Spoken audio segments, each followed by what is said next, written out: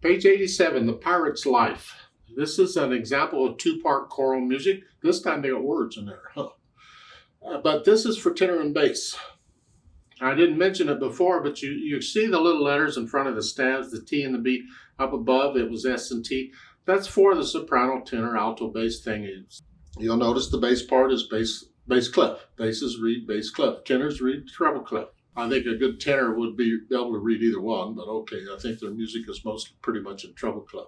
We got one flat, we're in the key of F major. First, I just want to play the parts. Now, keep in mind that tenors are not going to sing this up here.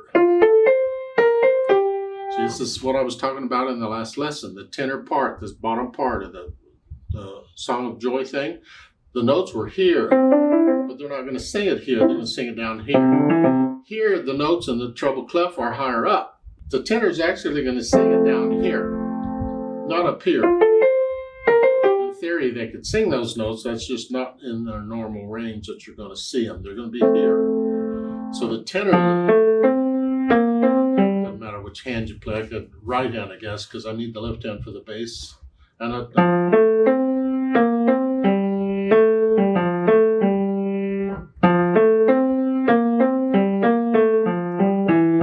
that's what the tenors are going to do, not that speed maybe, but that's their part. And the bass clef, they're going to sing this pretty much where it's at.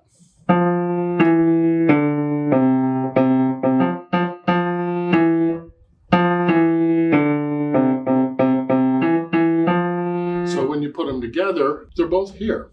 And like in the first note, they're both singing the same note. You just got to hold that half note down for the basses.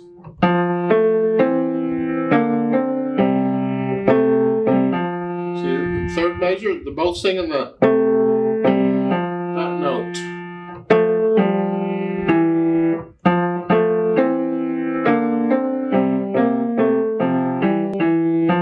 And at the end, the last two notes, both parts are singing the same note, same pitch. Here,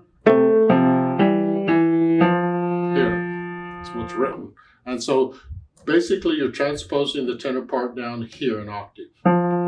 You play it where they sing it. Now, some teachers on this tenor part, they might go ahead and just play it where it's written. I'll leave it up to the tenors to transpose it down, because when they hear that, the tenor is going to sing this. In most cases, they're going to transpose it down an octave anyway. So some teachers would just go ahead and play it where it's written. And the tenors would sing it down here.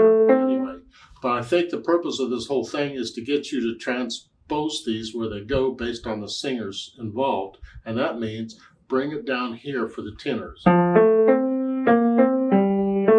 So to teach this, if you had students and you were doing this, you got to be able to play both parts, because you got to help them learn their pieces. And you got to put them together, so play both parts at the same time.